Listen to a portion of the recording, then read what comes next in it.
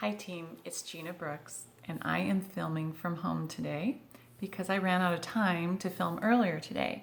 And when you're filming from home, you don't know what's going to happen behind you. And this is like the 15th time I've tried to do a take because my dog is desperately trying to get my attention. And as soon as I start filming, he starts squeaking the toy. So if you hear any squeaking, I apologize, okay? Right there. Yeah, it just started squeaking. Anyway, today I'm going to do things a little different. I know in the past I've done a lot of leadership videos. Well, I thought this time I would turn things around on you employees and tell you what employers and supervisors are looking for in employees.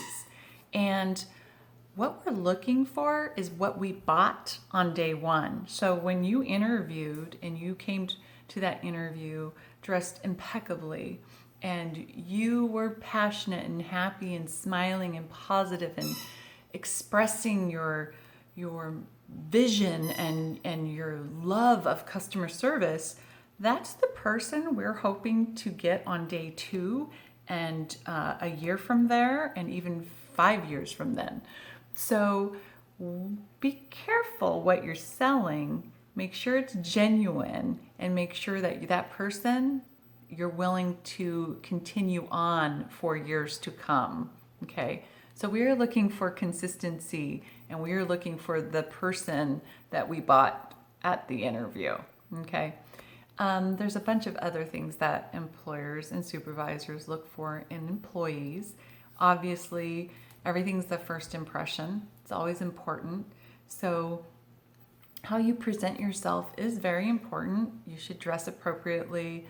The very basics is that we expect you to be at work every day on time and follow the rules and regulations and meet the deadlines and quotas we give you. And in return, we give you a paycheck. So that's kind of like our give and take, right? Those are the basics. But to be an excellent employee and to be someone that your supervisor and organization is going to look towards to maybe be a future leader, there are some additional expectations or hopes that we have or look for an employee. And I'm going to tell you a few of those. Okay. So number one is an employee that takes initiative. This is the employee who goes beyond the call of duty and will volunteer to assist when he or she sees a team member that needs assistance. What we don't want to see is that person that says, I don't get paid for that. That's not on my job description. I'm not doing it.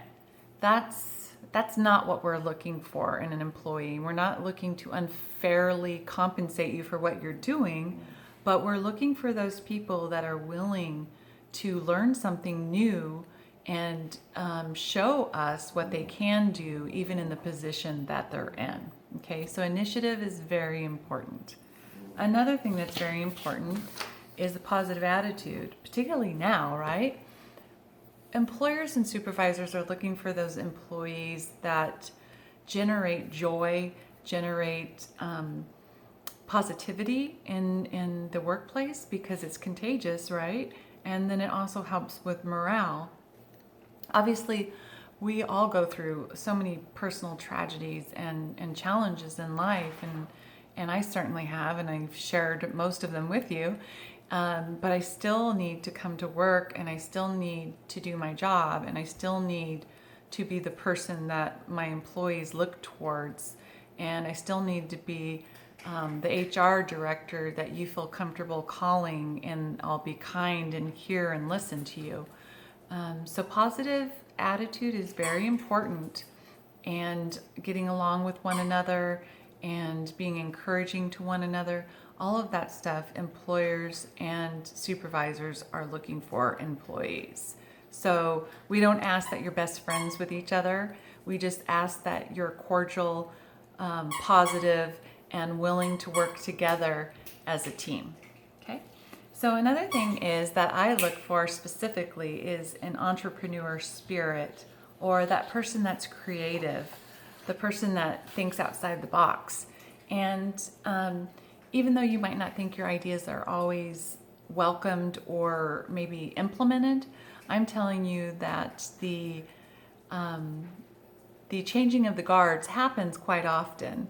And those ideas that might not be supportive and those innovative ideas that maybe people aren't ready for, don't give up on them. I'm telling you, don't give up on them. Keep pressuring, keep pressing. If you truly believe in something that is going to help the corporation, sell it. Okay? That's the type of employee I'm looking for. I'm looking for the type of employee that's so passionate about their idea and so innovative that that idea that I support is going to move us to the next level as a corporation.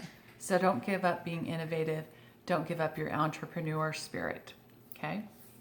Another thing, obviously, is being result oriented.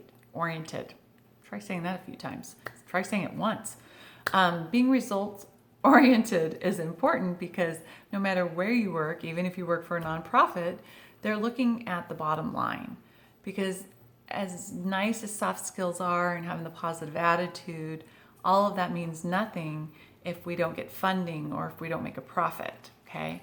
So we're looking for employees who care about what their expectations are, understand what results we're wanting from them, and have a plan of action.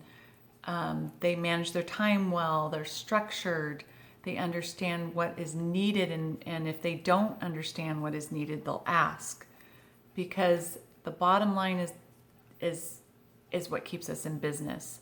So a result-oriented employee is very important to a corporation. We are also looking for someone who's willing to be a team member. Now, that doesn't mean that you have to work on top of each other. A lot of people prefer to work independently. I certainly admire that, and I think that's very important.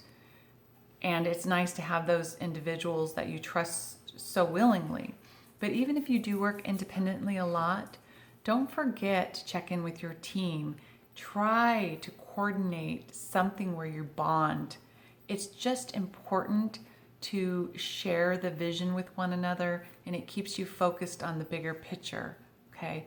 So someone who can participate, someone who is willing to bend a little bit and work with different personality types, that's the type of person employers are looking for, because they know that they're not going to be difficult. They know that that person is willing to bend and listen to other people's ideas, okay? And I'm going to say, obviously being dependable and responsible is up there in what employers and supervisors are looking for. I know that I want to be able to depend on my employees when maybe I'm on vacation, or if something tragic happens in my life. The last thing I want to be thinking about is, oh, did so-and-so do this? Did so-and-so show up for work?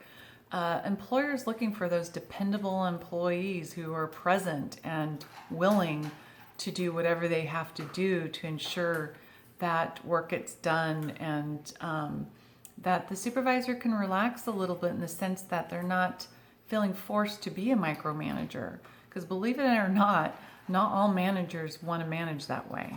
So if they have employees that are responsible and dependable, perfect. You're hired, okay?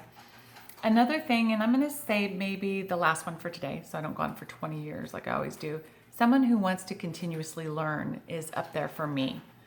An employee who wants to go to trainings, who is looking at books on how to be a leader, who's always nourishing their brain with new information. It's maybe someone who's watching my videos. Anyone who's continuously trying to learn something new and grow is the perfect employee, and that's the employee an employer and supervisor is going to look towards for being a future leader. So I hope that some of these resonate with you, maybe a nugget. I'm sure all supervisors have different expectations and wants. I'm just sharing with you a few that most employers and most supervisors expect in employees. Anyway, I thank you. Thank you for being patient with me with all the noise. My dog is actually eating now. I think he's going to, God only knows what he's going to try next to get my attention. So